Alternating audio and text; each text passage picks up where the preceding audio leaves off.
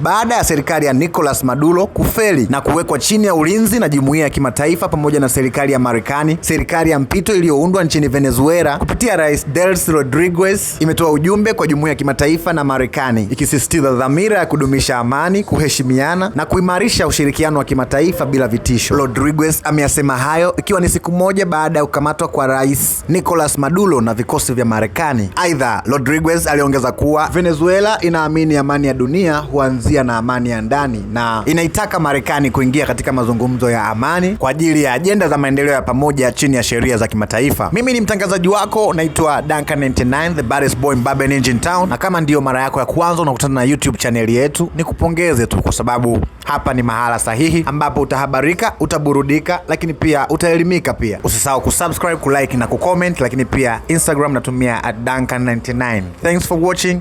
Bye bye until next time.